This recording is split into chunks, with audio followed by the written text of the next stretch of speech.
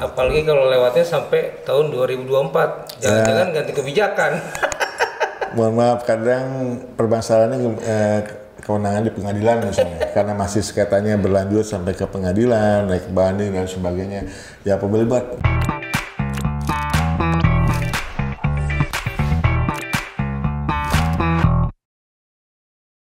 Sahabat Banten Podcast, siapapun Anda, apapun profesi Anda, selama Anda punya tanah dan belum bersertifikat, simak dan cermati obrolan ini karena insya Allah sangat bermanfaat. Dan sudah hadir bersama saya Pak Rudi Rubijaya SP MSc, Kakanwil BPN Provinsi Banten. Kita akan bahas bagaimana program-program unggulan yang ada di BPN untuk mempermudah, mempersingkat tanah Anda supaya bersertifikat. Gitu ya? Siap. Nah, saya coba mengakrabkan diri untuk memanggil Kang Rudi saja supaya kita lebih lebih terasa dalam dialog ini. Nah, Kang Rudi, langsung nih saya masuk pada satu pertanyaan yang mungkin jadi pertanyaan masyarakat. Kalau kemudian banyak program unggulan untuk mempermudah, mempercepat akses masyarakat untuk bisa memiliki sertifikat tanahnya, apa saja nih, Kang? Baik. Program? Assalamualaikum warahmatullahi wabarakatuh. Salam sahabat Banten Podcast. Terima kasih nih Kang Iksan untuk kedua kali saya diundang podcast di sini. Terima kasih banyak atas kesempatannya menyapa seluruh sahabat Banten Podcast, dan dari kami di Kementerian ATR BPN kami siap melayani Anda. Nah, saya memahami tanah itu adalah aset kita yang sangat-sangat berharga. Oleh karena itu kami juga berupaya untuk melayani dengan sebaik-baiknya. Beberapa layanan unggulan yang diluncurkan oleh Pak Menteri kami, Pak Hadi Cahyanto, salah satunya adalah untuk melayani masyarakat langsung. Kita juga ada dua program besar. Pertama tentu penguatan PTSL, pendaftaran tanah sistematis lengkap. Di PTSL kita jemput bola, Pak. Kita datang ke masyarakat.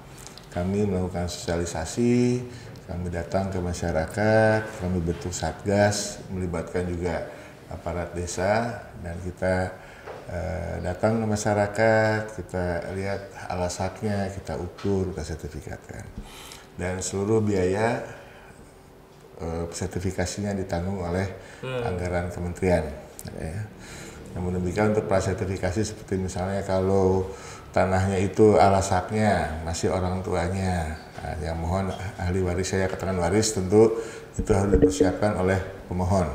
Namun demikian itu sudah masuk ke BPN, pembiayaan itu semua menjadi anggaran, ditanggung oleh anggaran. Kecuali memang untuk bantuan penyiapan dokumen, pendampingan dari desa itu sesuai dengan SKB surat keputusan pertama antara Menteri Keuangan, Menteri Dalam Negeri, dan Kepala BPN waktu itu, dan Menteri ATR, mohon maaf, itu ada memang pembiayaan maksimal 150.000 per bidang, Pak ya.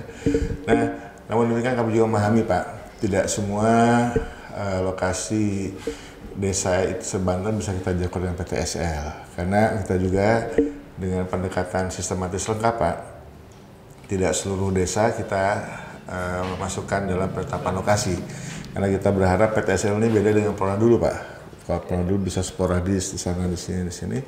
Dengan PTSL kita ukur dulu semua satu desa, kita petakan dulu, kita petakan dulu bidang-bidang tanah yang seluruh bidang tanah ada di desa itu, kemudian penulisan kita sertifikatkan. Nah, sehingga memang dengan pendekatan seperti itu tidak semua desa bisa ditangani. Namun keunggulannya adalah dengan pendekatan mendekat, merapat menyeluruh.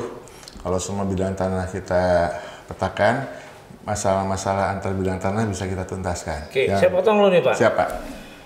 Program PTSL pendaftaran tanah sistematis lengkap. Ya.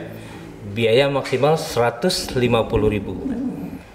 untuk desa-desa. Pendampingannya saja Pak dari desa. Desa-desa di Banten. Bukan untuk bukan untuk aparat BPN ya Pak. Oke. Gitu. Nah kemudian Pak, PTSL ini prioritasnya di 8 kabupaten kota di Banten di mana saja nih Pak? Oh semuanya ada Pak. Semuanya ada. Semuanya ada. Hanya maksud itu saya sampaikan tadi, tidak semua desa kita lakukan PTSL. Nah desa yang nggak dapat yang gimana Pak? Nah untuk yang tidak dapat bisa datang ke kantor pertanahan, kita adakan loket prioritas. Jadi khusus untuk pemohon langsung, artinya tanpa kuasa Pak. Jadi mengurus tanahnya sendiri, kita siapkan loket prioritas. Oke Pak, mohon diperjelas nih Pak, yang bisa mengajukan PTSL itu kriterianya seperti apa, yang tidak kriterianya seperti apa? Ya. Sebetulnya masyarakat perorangan yang kita layani PTSL Pak. Kalau badan hukum memang belum bisa kita layani. PT misalnya Pak, badan atau tanah perusahaan.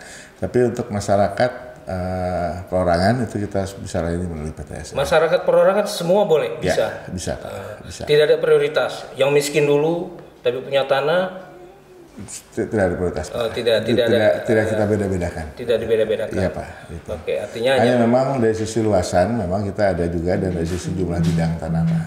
Mungkin yang jumlah bidang tanahnya banyak, kemudian luasannya. Tapi saya kira di Banten jarang lah orang punya tanah di atas 5 hektar ya Pak ya. Itu. Tapi sepanjang mudik kita tadi bisa kita layani Pak. Nah, kalau sahabat ingin mengikuti program ini, bagaimana memulainya? Nah, kalau untuk PTSL Pak, memang kita lakukan sosialisasi Pak. Nah, untuk mengetahui wilayahnya masuk PTSL atau enggak, silahkan koordinasi dengan desa. Tanyakan apakah masuk lokasi PTSL di tahun ini, gitu kan. Dan kita juga sering menerima masukan Pak dari desa-desa. Pak, tolong wilayah kami agar dijadikan lokasi PTSL. Nah, itu sering kita terima juga. Sahabat, apakah Anda perorangan yang bisa mengikuti PTSL? Yuk, kembali kita simak. Apa saja Pak persyaratan yang bisa mengikuti PTSL? Secara umum ya harus orang dewasa Pak tentunya ya. Karena kalau yang dewasa kan udah punya KTP. Ya. Dan juga tentu tanahnya tidak bermasalah. Ya.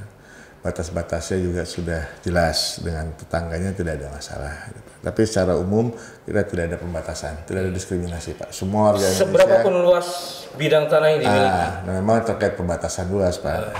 Tapi saya kira di Banten jaranglah orang menguasai tanah lebih dari 5 hektar ya Pak ya. Itu atau menguasai lebih dari 5 bidang gitu. Nah, kalau sepanjang di bawah itu kita bisa layani Pak. Gitu. Nah, kalau ingin memulai program PTSL, mengikuti program ini, ke kelurahan dulu atau langsung ke BPN? Bisa dua-duanya Pak. Bisa dua-duanya. Bisa dua-duanya. Jadi memang kita biasanya juga langsung ke lapangan Pak, kita sosialisasi ke masyarakat. Namun kita juga memahami karena kesibukan mungkin nggak tahu di situ ada PTSL atau tidak. Nah, silahkan bisa datang ke kantor atau lewat media sosial kami juga. Di beberapa kantah itu ada juga layanan interaktif gitu ya Pak ya. Seperti di Tangsel itu ada Sultan Tangsel. Kita bisa konsultasi via Zoom untuk mengetahui wilayah masuk penlok PTSL atau tidak gitu Pak. Proses berapa lama Pak?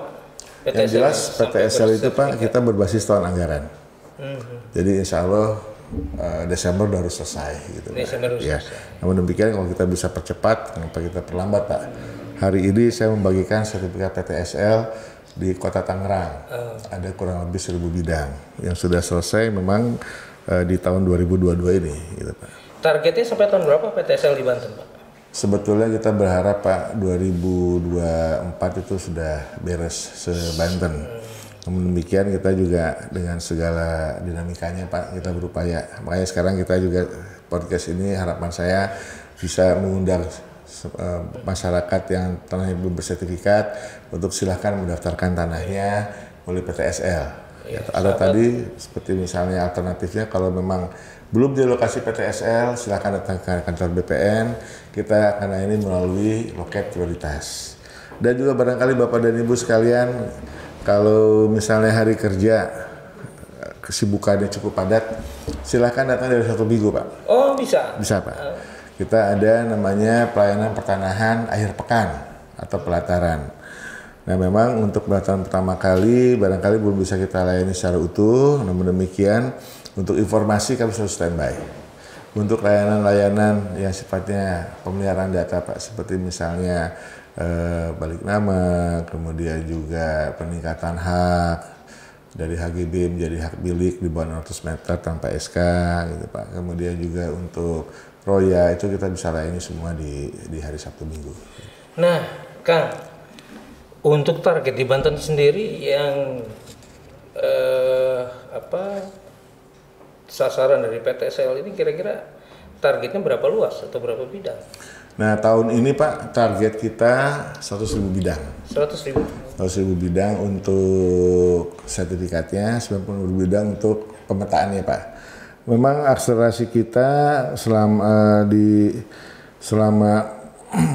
5 tahun PTSL, 2017, 18, 19, 2020 dan 2021 itu kita bisa sertifikatkan kurang lebih sekitar 900.000 bidang. 900.000. Cukup signifikan, jadi akselerasi kita selama 5 tahun itu kurang lebih cukup banyak, Pak. Total memang kita masih harus ngejar jumlah bidang tanah terdaftar di Banten 5 juta. Ya, Pak, ya, 5 juta bidang. Namun demikian kegiatan kita selama 5 tahun itu kurang lebih 40% dari total sertifikasi kita dari tahun 60 sampai 2016, Pak. Gitu. Jadi selama kurun waktu 50 sekian tahun itu, Pak, 56 tahun itu yang kita bisa sertifikatkan sekitar 2 juta bidang. Dalam 5 tahun kita bisa mensertifikatkan 900-an ribu bidang. Jadi lumayan signifikan, Pak, akselerasinya dibanding kalau kita bisnis as usual sebelum adanya PTSL. Iya, iya. Nah, Pak, ini kan kalau tadi di opening saya bilang apapun profesi Anda, berapapun luas bidang tanah Anda bisa ikut program ini karena program ini ditujukan memang untuk mempercepat proses sertifikasi. Nah, kebayang ini, Pak, luasnya, rumitnya. Nah, ada pengklasteran nggak? Memang begini, Pak, produk PTSL ini sebetulnya tidak hanya sertifikat. Jadi kita mengenal ada 4 klaster PTSL. Klaster pertama yang layak untuk diterbitkan sertifikat. Klaster kedua mungkin udah kita petakan, udah kita telusuri ternyata masih sengketa, ya nggak apa-apa, kita masukkan di klaster 2. Kita tunggu dulu sengketanya selesai, kalau permasalahan selesai, kita jadikan sertifikat. Klaster 3 ada mungkin yang harus dipenuhi, seperti misalnya kalau dia terkena kewajiban BPHTB, nah BPHTB-nya harus diselesaikan dulu, gitu, Pak, ya. Itu klaster 3. Dan klaster 4 kita melandingkan sertifikat-sertifikat lama, Pak. Seperti kita ketahui, dengan tadi saya sampaikan 50 sekian tahun ya kita mensertifikatkan tanah di Indonesia itu, 62 tahun pada tahun 60-an itu, ya, Pak, ya. Kita mengalami banyak periode perkembangan teknologi maupun perkembangan pengaturan. Ada dulu sertifikat tanpa gambar, istilah sertifikat sementara. Terbitkan dulu sertifikat, kemudian diberi kesempatan setahun untuk pengukuran. Tapi ternyata banyak juga yang belum tuntas pengukurannya. Atau ada sertifikat lama, Pak, tahun 70-an. Mungkin dulu teknologinya belum terlalu canggih, sekarang sudah pakai sistem koordinat, dulu masih koordinat lokal. Dia belum masuk dalam sistem pemetaan kita. Nah, ini yang kita harapkan untuk bisa teratur. Kalau kerumitannya sama kayak ini, Pak, sama kayak KTP. Dulu sebelum IKTP kan KTP manual, banyak itu, Pak. Orang yang KTP-nya lebih dari 1 gitu, ya, Pak, ya, dengan berbagai alasan gitu kan. Nah, tapi ibaratnya kalau KTP ini kan ada masa berlakunya, sehingga akhirnya orang mau nggak mau harus berubah ke iktp. Nah, kesulitan kita di pertanahan, Pak, tidak ada sertifikat yang nggak ada jangka waktunya, Pak. Berlaku seumur hidup, bahkan bisa diwariskan, itu hak milik. Jadi kalau dia nggak dijual, nggak diwariskan, nggak mau diagundkan, ya nggak datang ke kantor. Beda kalau sertifikatnya HGB, Pak, mungkin jangka waktunya habis, datang ke kantor itu perpanjang. Nah, sertifikat lama seperti ini, Pak, ada yang mungkin dulu terbitan tahun 70-an. Belangkonya pun masih belangko lama. Bidang tanahnya sudah banyak berubah juga. Dari kebetulan belum landing. Nah ini kita juga menghimbau sahabat-sahabat Banten Podcast, barangkali ada sertifikat lama, misalnya sertifikat rumah Anda yang kebetulan mungkin dulu ya belum pernah datang ke kantor untuk kita landingkan, belangkonya masih belangko lama, silakan datang ke kantor Pak, kita bantu, kita ukur ulang, kita ganti belangko dengan belangko yang sudah lebih aman seperti printing, bidangnya kita beri nomor identifikasi bidangnya, NIB-nya gitu Pak, sehingga lebih aman dan juga kita semua tentu ke depan bisa lebih nyaman Pak. Kang, satu pertanyaan yang kelihatannya juga mewakili masyarakat. Dalam klaster 2 yang tadi disebut, ya, ketika tanah bersengketa, sejauh mana PTSL bisa mengakomodir tanah-tanah sengketa dari sisi waktu, ya, prosedur, sampai kemungkinan untuk bisa bersertifikat? Ya, kami memahami Kang, begitu kita sosialisasi secara masif gitu ya untuk masyarakat menetapkan tanahnya, pasti banyak juga permasalahan-permasalahan yang dulu barangkali belum muncul. Nah sekarang begitu adanya program massal seperti ini, kemudian datang kantor. Contohnya sederhana, barangkali saya kebetulan bertetangga sama Akang. Batasnya ya menurut orang tua kita dulu sebelah sini. Dilalah orang tua udah meninggal, kita nggak tahu persis di mana. Nah mulailah nih ada mulai ini batasnya di mana sih? Nah dari PTSL Pak, kita ukur semua bidang tanah yang satu per desa itu Pak, desa per desa. Nah pasti akan mulai muncul nih Pak, oh ini ternyata ada segala bidang tanah yang belum sepakat. Ya sudah nggak apa-apa, kita coba ukur dulu. Kalau memang masih belum sepakat, kita lakukan langkah-langkah mediasi misalnya Pak, gitu. Sehingga mudah-mudahan bisa ketemu solusinya seperti apa. Ada yang mungkin ahli warisnya belum sepakat, bidang tanahnya dulu luas gitu ya Pak ya, orang tuanya meninggal, pembagiannya di mana belum sepakat, atau mungkin juga ada sekitar dengan pihak lain. Nggak apa-apa, itu kita petakan dulu Pak, kita ukur dulu, kita petakan dulu sambil kita menunggu juga proses penyelesaian permasalahannya. Yang paling tidak begini Pak, kita dengan segala dinamikanya kami juga memahami mungkin ada beberapa tanah yang sengketanya cukup rumit dan mungkin diselesaikan selama 1 tahun program PTS, karena kita masih tahun anggaran ya Pak ya. Mungkin Bapak akan juga paham lah, kalau kita masih tahun anggaran, kalau udah lewat Desember ya pembeli buat biasa-biasa kita di K2 dulu, nanti begitu selesai kita dorong ke K1 ya. Tapi paling tidak Pak, begitu kita lakukan pemetaan secara masif, kita bisa mulai memetakan dulu, oh ini tanah ini bermasalah, mari kita selesaikan gitu Pak. Apalagi kalau lewatnya sampai tahun 2024, jangan-jangan ganti kebijakan. Mohon maaf, kadang permasalahannya kewenangan di pengadilan misalnya, karena masih sengketanya berlanjut sampai ke pengadilan, naik banding dan sebagainya. Ya pembeli buat, nah, tapi paling tidak kita sudah petakan mana tantangan bermasalah itu, sehingga kita bisa mengantisipasi masalahnya agar tidak berkembang lebih jauh. Jangan mohon maaf katanya bermasalah gitu kan, nanti dijual dengan harga murah, orang juga tidak melalui sistem formal, nanti bisa tambah banyak kejeblos. Tapi kalau sudah kita petakan tanah ini bermasalah, kita pasang di klaster K2, kemudian juga kita ada warning lah barangkali Pak. Kalau ada yang menanyakan atau apa, paling tidak permasalahan-permasalahan itu sudah bisa kita tampung, sudah bisa kita petakan, sehingga mencegah berkembang di pidana. Dan kita mulai dengan langkah-langkah penyelesaian. Apabila memungkinkan itu melalui mediasi. Namun apabila tidak dengan mediasi tidak selesai, ya kami silakan untuk menempuh jalur hukum. Seperti itu Pak. Nah Pak, saya nggak mau sebut, tapi di beberapa media, di beberapa daerah, program ini kemudian juga ternodai oleh pemilik-pemilik tanah kaya yang kemudian bermain uang di situ. Nah bagaimana nih Pak, kalau di Banten sendiri? Ya kita juga berupaya Pak untuk mengantisipasi ya Pak ya. Memang dulu sempat juga ada permasalahan seperti itu. Nah kita sudah melakukan langkah-langkah pengamanan Pak. Misalnya sekarang dengan adanya sistem security yang lebih bagus, kita sekarang mah mau nggak mau harus bermain, harus sudah masuki era komputerisasi ya Pak ya. Nah memang itu tadi Pak, semakin canggih semakin rumit juga apa istilahnya white collar crime itu ya Pak ya, atau blue collar crime, jadi semakin tinggi modusnya. Kemudian kita coba antisipasi juga, tetap dengan digitalisasi itu pasti akan lebih aman gitu ya. Nah, kita berupaya sekarang meningkatkan keamanan security pengguna misalnya gitu Pak. Sekarang misalnya kalau dulu username dan password itu bisa kemana-mana yang disalahgunakan, nah ini kita coba antisipasi. Sekarang sudah ada sampai 3 tingkat keamanan Pak untuk password untuk bisa masuk ke sistem itu gitu Pak.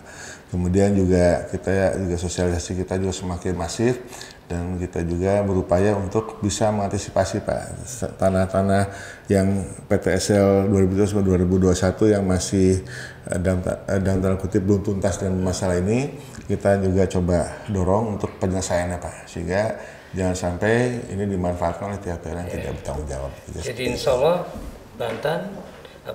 Banten aman dan terpercaya. Siap. Sesuai dengan tagline kita Pak, tagline kami BPN Banten adalah Banten Jawara, bersahaja, berwibawa, berkinerja. Kita berupaya untuk melayani masyarakat dan semua pihak yang terkait semaksimal mungkin dengan tetap menjaga kewibawaan lembaga dan menunjukkan kinerja terbaik melayani masyarakat. Nah, Kang Rudi ini kan baru satu program unggulan nih PTSL. Kita bahas lama sekali sebelum pindah ke program unggulan lain. Untuk sahabat Banten Podcast yang ingin memulai program PTSL, apa saja yang perlu dipersiapkan? Baik, tentu pertama dipersiapkan alasaknya Pak. Dari mana kita asal usul miliki tanah itu. Maaf saya nggak pakai istilah hukum, pakai bahasa yang ringkas lah. Dasarnya apa? Oke, kalau misalnya dulu Anda punya akte, siapkan akte jual belinya. Kalau masih kwitansi, ya segeralah diurus aktenya Pak. Meskipun memang dalam kondisi tertentu kita bisa juga tidak harus menggunakan akte jual beli. Namun demikian kalau sudah akte pasti akan lebih kuat gitu ya Pak ya. Kemudian juga batas-batas tanahnya. Batas tanah. Nah ini yang penting Pak, supaya pengukuran juga cepat. Kalau batas tanah Anda sudah batas tetap, tembok misalnya Pak, nah itu kita tidak usah lagi pasang tanda batas. Tapi kalau tanda batas sebelum batas tetap, ya misalnya ya kalau zaman dulu pohon itu batasnya gitu. Nah, pohon kan bisa ditebang Pak, gitu kan. Orang bisa salah juga ini pohon ini atau bukan yang dimaksud. Silakan Anda mulai pasang tanda batas, apa patok atau lebih bagus lagi pondasi, suku-suku bisa sampai pagar gitu ya Pak ya, sehingga batasnya jelas. Kemudian juga dari sisi fisik ya Pak ya, dari sisi yuridis selain alasak juga riwayat kepemilikan. Mungkin Bapak nggak dapat langsung tanah itu dari siapa, nah itu ada riwayatnya, mungkin beli dari mana itu disiapkan. Nah memang kelihatannya cukup rumit, tapi kita pandu Bapak gitu. Kemudian juga identitas, KTP, KK gitu Pak. Nah kalau dulu misalnya alasaknya atas nama orang tua, ya tadi seperti saya sampaikan tadi, harus ada keterangan warisnya dulu. Nah, buatlah keterangan waris kelurahan.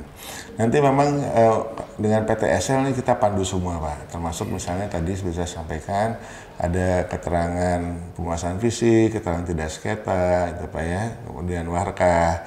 Kalau dari PTSL kita komunikasi dengan desa dibantu Pak. Nah, tadi saya sampaikan ada pembiayaan 140.000 itu memang dalam konteks untuk penyiapan data-data tadi melalui PTSL, dimungkinkan dengan SKB 3 Menteri Keuangan, Menteri Dalam Negeri dan Menteri ATR, ada pembiayaan untuk aparat desa atau satgas itu dalam melaksanakan tugasnya. Kita paham Pak, dari mulai bantu mengisi dokumen, mendampingi petugas ke lapangan, pengukuran dan sebagainya gitu kan.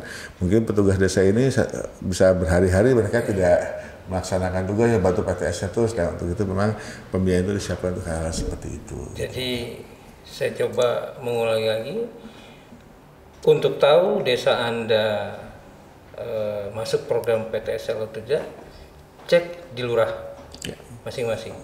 Desa atau kelurahan. Desa atau kelurahan masing-masing. Gitu. Nah kemudian program apa lagi nih yang kedua? Nah memang gini Pak, itu tadi yang saya sampaikan dengan PTSL ya Pak ya, PTSL. Namun seperti saya sampaikan tadi, tidak semua desa memang menjadi lokasi PTSL. Kenapa? Karena pendekatan kita tidak lagi seperti dulu, sporadis semua desa menjadi lokasi. Akibatnya pendekatan kita juga jadi sulit. Kalau dengan PTSL kan desa per desa kita selesaikan, baru pilih desa lain yang pendekatan mendekat, merapat, menyeluruh. Nah, bagi yang tidak masuk lokasi PTSL, kita masih bisa layani kok. Pemohon langsung itu kita istimewakan. Kita beli karpet merah. Ada namanya loket prioritas di kantor-kantor pertanahan. Jadi Bapak dan Ibu sekalian silahkan datang kantor pertanahan untuk loket prioritas tersebut. Beberapa kantor sudah menggunakan sistem antrean elektronik, Pak. Jadi tidak harus datang antri gitu ya Pak ya. Setelah ada loket prioritas kita juga bisa menggunakan antrian elektronik untuk datang ke kantor. Jadi kita coba cari website, oh ini kita daftar, kita bisa datang ke kantor. Kemudian juga ada layanan Sabtu Minggu. Sabtu Minggu. Itu istilah kita pelataran. Pelataran singkatan. Pelayanan pertanahan akhir pekan. Nah, memang tidak semua kantor membuka layanan pelataran, Pak. Sesuai arahan dari pimpinan, dari Pak Menteri, kantor-kantor ibu kota provinsi, dan kantor-kantor dengan jumlah layanan tertentu, kalau saya biasa di atas 2.000 permohonan per bulan, itu yang diwajibkan untuk membuka layanan pelataran. Dan di Banten ini, alhamdulillah dari 7 kantor pertanahan dan 1 perwakilan, yang sebentar lagi mudah-mudahan jadi kantor definitif, hanya 2 Pak yang tidak wajib membuka layanan pelataran. Jadi hanya di Cilegon dan Pandeglang. Kantor pertanahan yang lain di Tangerang, Kota Tangerang, Kabupaten Tangerang, Tangerang Selatan, Serang, Kota Serang, kemudian Lebak, kami diwajibkan untuk membuka layanan pelataran tersebut. Nah, silakan dimanfaatkan. Memang tidak semua layanan bisa kita layani di hari Sabtu Minggu, Bapak. Sorry Bapak Akang. Yang kita bisa layani langsung di Sabtu Minggu, misalnya layanan pemeliharaan data Pak, seperti peningkatan dari HGB menjadi hak milik. Akang kalau beli rumah dari developer biasanya HGB kan, tapi sepanjang HGB-nya, HGB untuk rumah tinggal, ada IMB-nya, luas 1.600 meter, itu peningkatannya cukup dicap Pak. Datang ke kantor, kita cek, kalau ada masalah kita cap 50.000 langsung keluar hak miliknya. Kemudian juga roya, misalnya Akang udah nyicil rumah udah lunas, supaya catatan bahwa itu tanah itu menjadi agunan bisa dicoret istilahnya roya, tinggal datang ke kantor hari Sabtu Minggu, bawa surat royanya, bawa sertifikat hak tanggungannya, kita langsung lakukan roya di hari Sabtu Minggu. Layanan unggulan itu kita lakukan di hari Sabtu Minggu untuk mempermudah masyarakat. Dan untuk layanan lainnya bukan berarti gak bisa kita layani. Paling tidak datang kantor, kita akan berikan informasi apa yang mesti disiapkan, sehingga pada saat nanti pemohon datang kembali ke kantor, sudah siap untuk mendapatkan layanan yang terbaik dari kami. Gak kerasa nih Kang Rudi. Di akhir waktu, saya ingin Kang Rudi memberikan tips kepada sahabat Banten Podcast, kepada masyarakat, agar persiapan untuk mengikuti program PTSL ini matang dan tidak berhenti di tengah jalan. Baik. Yang pertama tadi sudah saya sampaikan, kita siapkan dulu dokumen-dokumen yang terkait dengan kepemilikan tanah kita. Itu yang paling utama. Kalau tanahnya girik, ya siapkan giriknya. Ya. Kalau diperlukan, karena kalau giriknya misalnya hanya kopian, tinggal datang ke kantor desa untuk mendapatkan legalisir. Kemudian dasar kita memiliki tanah itu alasak tadi apa ya? Kalau girik, kemudian kalau belum girik apa ada misalnya keterangan lain, akte jual belinya kah, kwitansi kah, gitu ya. Nah, itu kita siapkan dulu semua Pak. Kemudian juga identitas dari KTP, KK, gitu ya. Kemudian juga nanti terkait surat-surat Pak, itu kita pandu lah semuanya Pak. Yeah. Yang jelas Bapak Ibu jangan khawatir, memang kelihatannya cukup banyak, tapi sekali lagi ini untuk berikan kepastian hukum atas kepemilikan tanah kita. Nanti pasti akan dibantu, dan kita juga mendorong supaya Bapak dan Ibu sekalian yang tanahnya belum sertifikat segera disertifikatkan. Kita juga nanti berkomunikasi dengan pemerintah daerah Pak. Kita dengan arahan Pak Menteri sekarang ada istilah 4 pilar Pak. Jadi 4 pilar ini BPN, kemudian pemerintah daerah, kemudian juga aparat penegak hukum, kemudian dari pengadilan. Nah, bagaimana sinergi antara lembaga-lembaga ini bisa membantu untuk mempercepat PTSL, penanganan sengketa. Nah, mudah-mudahan ke depan bisa misalnya ada keringanan biaya pelayanan hak atas tanah dan bangunan dari pemerintah daerah supaya juga bisa mencepat PTSL. Nah, mudah-mudahan juga ini ke depan dengan komunikasi dan dukungan pemerintah daerah dan aparat penegak hukum itu PTSL itu bisa kita laksanakan dengan sebaik-baiknya. Intinya jangan khawatir. Kalaupun Anda bingung, silakan datang ke kantor, kita tanya melalui loket prioritas atau juga bisa melalui layanan WhatsApp kami. Ada layanan WhatsApp pelayanan BPN yang diluncurkan. Iya Pak, bisa disebutkan nomor WhatsApp? Baik, nomor WhatsApp pelayanan ATR BPN silakan dicatat 0811 1068 0000. Insya Allah mudah diingat ya Pak. Dan tadi memang izin Pak terkait dengan kiat-kiat tadi, ringkasnya gini. Anda siapkan saja semua dokumen yang Anda punya. Gitu. Kemudian silahkan nanti konsultasi ke kantor atau melalui tadi layanan WhatsApp tadi atau melalui juga media sosial kami. Insya Allah kami akan bantu untuk bagaimana dokumen-dokumen tersebut bisa dilanjutkan untuk menjadi sertifikat. Oke. Sahabat Bantuan Podcast, begitu jelas, gamblang, dan tegas. Oleh karena itu, mari bergegas. Assalamualaikum warahmatullahi wabarakatuh. Waalaikumsalam. Terima kasih Pak. Terima kasih Pak Rudi.